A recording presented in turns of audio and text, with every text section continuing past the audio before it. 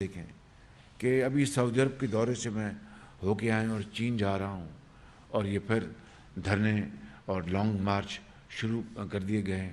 یہ دوبارہ بدقسمتی سے عبداللہ صاحب تاریخ اپنے آپ کو دہرا رہی ہے. اٹس ویری انفارچونیٹ کہ 2015 میں 14 میں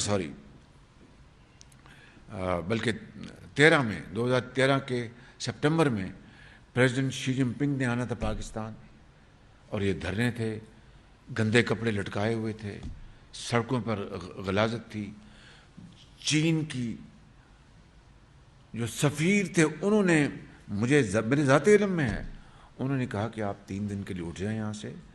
چائنا ہمارے دوست چین کے صدر آ رہے ہیں شی جن پنگ, اس دورے کے بعد دوبارہ بیٹھ جائیں. انہوں نے کہا جی ہم نہیں اوکے کریں گے.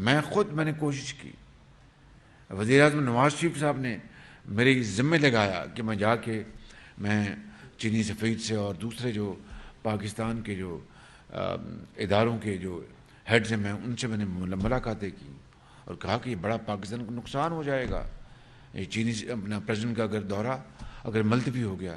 لیکن انہوں نے ایک نہیں سنی اور 7 ماہ وہ دورہ وہ مؤخر ہو گیا.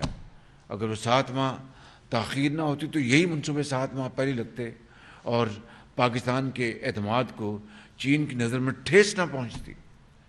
یہ وہ حالات ہیں اور آج دوبارہ یہ ایک اپنے مذموم مقاصد کے لیے عمران نیازی آج پھر یہ دھرنوں کا اور مارچ کا انہوں نے اعلان کیا ہے.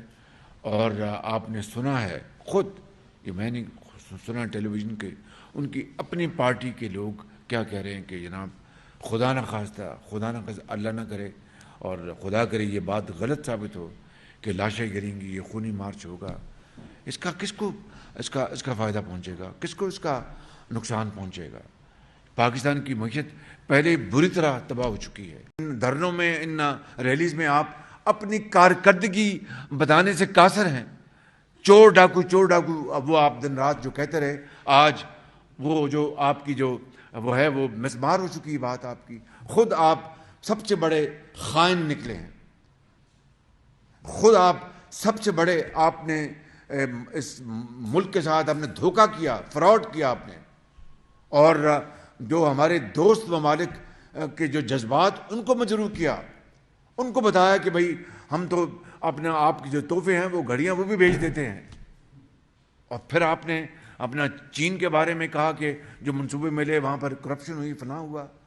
یعنی آپ نے اپنے برادر ملکوں کے تحفوں کو بھیج دیا اور جیب میں پیسے ڈال لیے اور پھر ڈکلیئر نہیں کیا. اور ان ممالک کو جنہوں نے اربوں روپے کی سرمایہ کاری کی ان کے بارے میں آپ نے جو جا کے فورنسک آڈٹ کروائے اور اپنے ساتھیوں اور ہواریوں کے ذریعے آپ نے الزامات لگائے. یہ کہاں کی قومی خدمت ہے؟ یہ کہاں کی سیاست ہے؟ یہ کہاں پر پاکستان کو بنانے کا عزم ہے؟ یہ تو پاکستان کو برباد اور تباہ کرنے کا ایک آپ نے پورا ایک مسالہ بنایا اور ایک بیانیہ گھڑا. میں سمجھتا ہوں کہ ہمیں یقین کر لیں. دیکھیے میں نے الحمدللہ اللہ تعالیٰ کے فضل و کرم سے اور اپنی پارٹی کی قائد میاں نواز شریف کی مہربانی سے اور پارٹی کی اپنا ساتھیوں کی مہربانی سے میں 12 سال 12.5 سال اس صوبے میں اپنا خادم رہا. 97-99 جب مشرف کا مارشل لایا اور پھر 2008 اور 18 تک 12.5 سال میں نے اس صوبے کی خدمت کی ہے. الحمدللہ بڑی غلطیاں بھی کی ہوں گی لیکن دوست بس بھی آنیسٹ مسٹیکس.